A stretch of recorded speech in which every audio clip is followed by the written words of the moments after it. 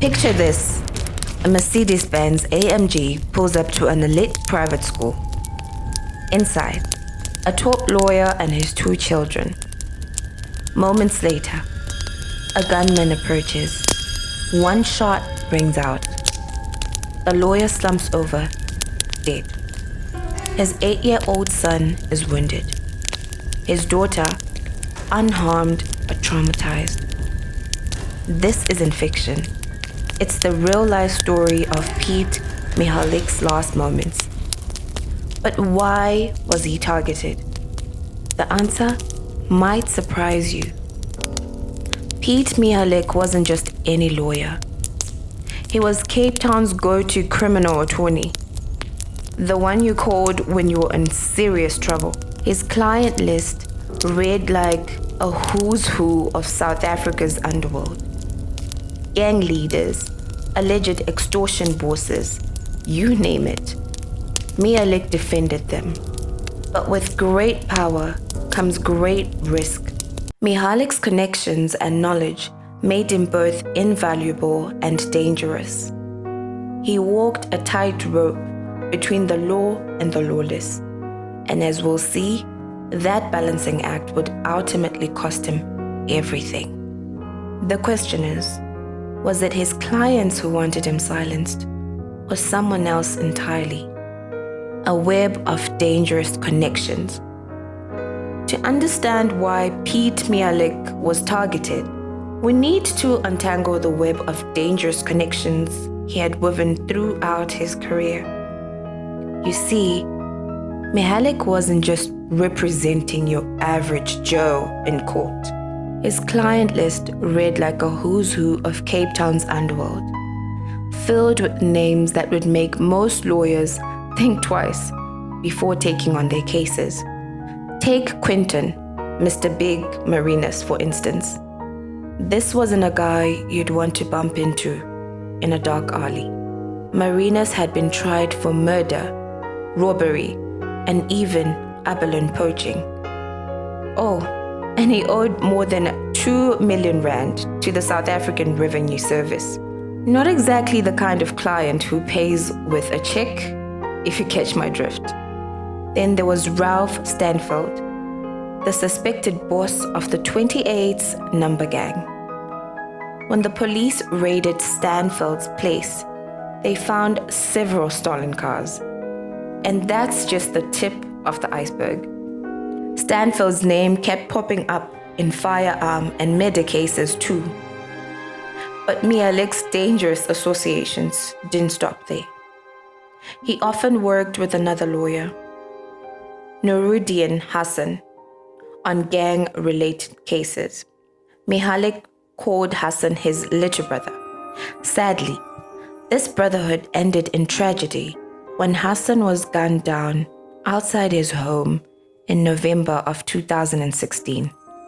It was a stark reminder of the risks involved in their line of work. Perhaps most intriguing and potentially dangerous connection in Mihalik's network was Nafiz Modak, an alleged extortion syndicate boss. Mihalik found himself in hot water when he represented Modak's co-accused in a high-profile case. This wasn't just any case. It involved accusations of corruption against police officers in their alleged work with controversial businessman Mark Liffman. Things got so heated that Mihalik had to withdraw from the case. Why? He was accused of brokering extortion deals. Of course, Mihalik denied these allegations, but the damage was done. His reputation took a hit, and it made some powerful enemies in the process. But wait, there's more. Mihalik claimed that this extortion case was just a small part of a much larger conflict, the nightclub security wars in Cape Town. This wasn't your typical turf war. Since 2016, the battle for control over nightclub security had turned deadly, with multiple hits and shootings rocking the city. Khumalo, was shot outside his house in Goodwood. Jerome Donkey Boyson was gunned down at a spare steakhouse in Cullis River. The violence seemed never-ending, and Mihalik was right in the middle of it all. With every case he took on, every underworld figure he defended, Mihalik was playing a dangerous game. He was accumulating knowledge, the kind of secrets that powerful people would do anything to keep hidden. And as he became more deeply entangled in these high stakes, gang and extortion cases, the list of potential enemies grew longer. So, as we peel back the layers of Mihalik's career, a troubling question emerges. In a world where knowledge is power, and power can get you killed, did Pete Mihalik simply know too much? The answer, as we'll soon discover, is far more complicated than anyone could have imagined. The fateful morning unraveling the assassination. Pete Mihalik's dangerous game was about to come to a brutal end. On the morning of October 30th in 2018, Cape Town woke up to the news that would send shockwaves through the city's legal and criminal underworlds alike. It was just another school day in Greenpoint, a posh suburb known for its trendy cafes and ocean views. At 7:35 a.m., Mihalik's black Mercedes-Benz AMG pulled up to Redham House, Atlantic Seaboard, and a lit private school. Inside the car were Mihalik and his two children, an ordinary family moment about to turn into a nightmare. As Mihalik's children prepared to step out of the car, a figure approached the driver's side window. In a split second, the quiet morning erupted into chaos. 3 shots rang out, shattering the car window and the lives of those inside. Witnesses described the scene as an execution. One bystander reported hearing 2 gunshots and seeing a silver grey vehicle with GP number plates speeding away from the scene. In the blink of an eye, Cape Town's most prominent criminal lawyer lay slumped over the steering wheel, fatally wounded. But the horror didn't end there. Mihalik's 8-year-old son had been caught in the crossfire, sustaining a gunshot wound to his jaw. His 17-year-old daughter, seated in the back, escaped physical harm, but was left to witness the unthinkable. Paramedics rushed to the scene, but it was too late. Pete Mihalik, the man who had walked the tightrope between law and lawlessness for so long, was declared dead on sight. The news spread like wildfire. Cape Town was in shock.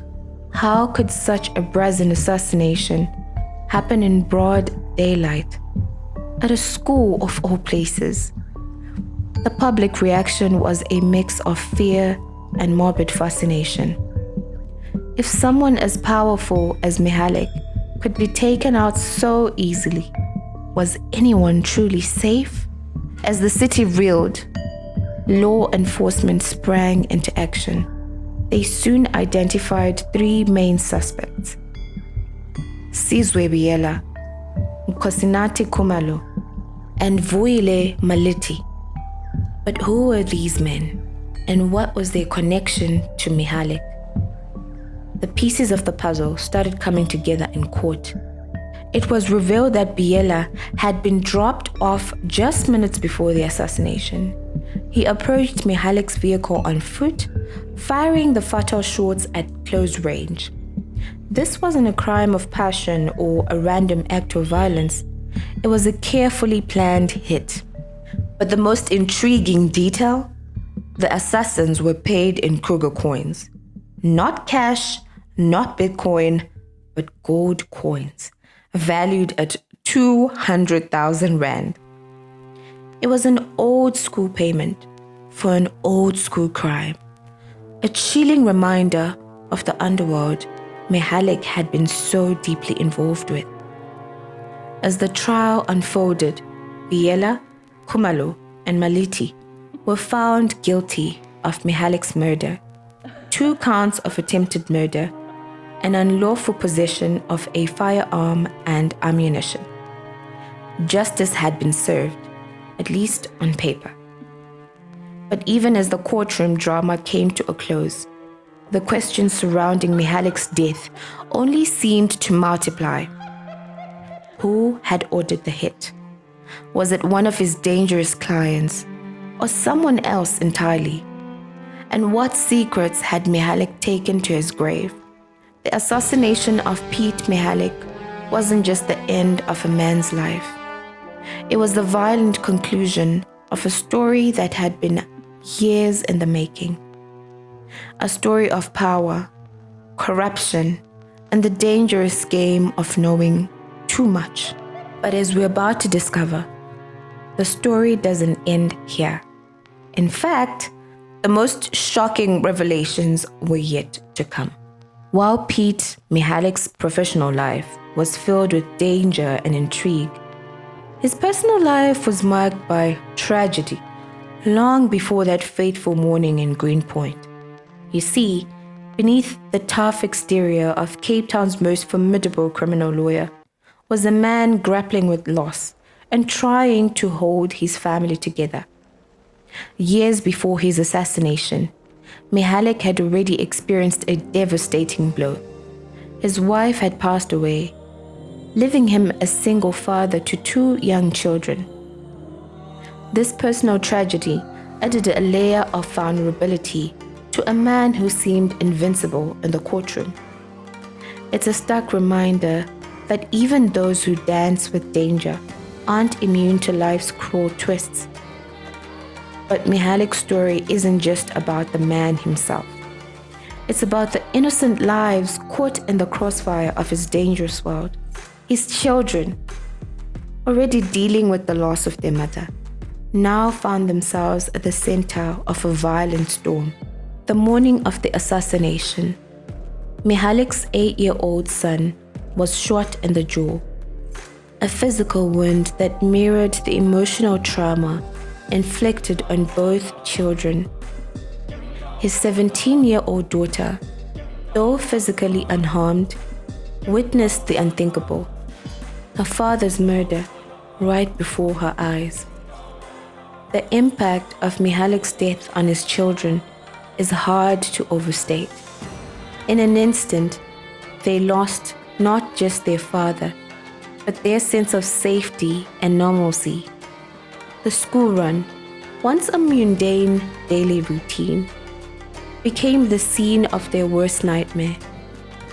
It's a chilling reminder of the collateral damage that comes with a life lived on the edge.